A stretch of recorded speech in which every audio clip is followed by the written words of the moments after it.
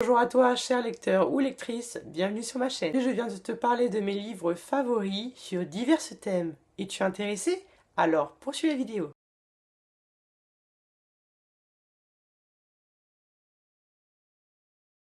Parlons tout d'abord des livres concernant l'économie. Le tout premier livre que j'ai à te présenter est le deuxième à 1 € de Sybille Vinzandon, des éditions Gallimard. Dans cet ouvrage, l'auteur nous montre comment le marketing nous manipule, donc le fonctionnement des prix bas ou bien des promotions. Elle se pose plein de questions et tente en vain d'y répondre. Comme par exemple, un objet peut-il être gratuit? Ou même bien, pourquoi le bio est cher? Alors j'ai beaucoup aimé ce livre par sa structure, je trouve qu'il est vraiment très bien organisé, très bien départagé. L'auteur a vraiment une manière d'écrire vraiment très fluide, très légère, et c'est pour ça que j'ai beaucoup aimé.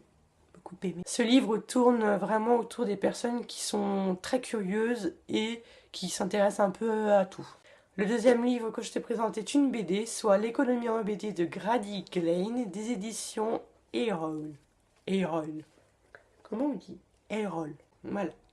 Ce livre nous explique l'économie très simplement. Les propos sont appuyés par des dessins et des exemples qui sont vraiment très bien réalisés. J'ai beaucoup aimé la structure de cette BD parce qu'elle va du détail après jusqu'à la généralité. Elle parle de la gestion économique d'un pays pour aller après la gestion économique mondiale. Ce livre s'intéresse à tout le monde parce que pour moi, comprendre le système économique de son pays ou même bien de sa planète, c'est vraiment très important. Poursuivons avec un manga. Je suis tombée sur le charme de Platinum End de Tsugumi Oba, édition Kazé. Mireille est un jeune homme qui tente de se suicider après l'école, mais c'est alors que subitement un ange le rattrape. Le livre m'a beaucoup plu par son originalité, le coup de crayon du dessinateur est vraiment très impressionnant et qui donne vraiment des dessins magnifique. C'est vraiment un livre qui est vraiment très envoûtant. Quand on commence, on a vraiment envie de continuer jusqu'à la fin du livre. J'ai vraiment trouvé que les personnages étaient vraiment très plaisants. Et pour terminer, nous allons parler des romans. Je ne pouvais pas faire de vidéo coup de cœur sans Miss Peregrine et les enfants particuliers de Ransom Riggs. Franchement, cette saga elle est vraiment incroyable, j'ai adoré. J'ai même été voir l'adaptation au cinéma. Donc, si tu veux que je fasse une vidéo dessus, dis-le moi dans les commentaires. C'est l'histoire de Jacob, 16 ans, qui, quand il était petit, son grand-père lui racontait des récits bizarres. C'est alors que le grand-père de Jacob meurt sous les yeux de celui-ci, d'une façon un peu bizarre. Les parents de Jacob sont persuadés qu'il est fou et l'envoient en compagnie de son père sur l'île de Cairnlom. Sur cette île, c'est là où son grand-père a passé une grande partie de son enfance pour rencontrer Pérégrine Faucon. Mais pourquoi va-t-il là-bas? C'est à vous de le découvrir. Comme j'ai dit au début de la vidéo, il faut vraiment lire cette saga. Elle est vraiment exceptionnelle. Pour moi, c'est l'une de mes meilleures sagas. Donc il faut vraiment que vous la lisiez sans exception. La saga elle est vraiment originale, donc franchement, faut la lire sans exception.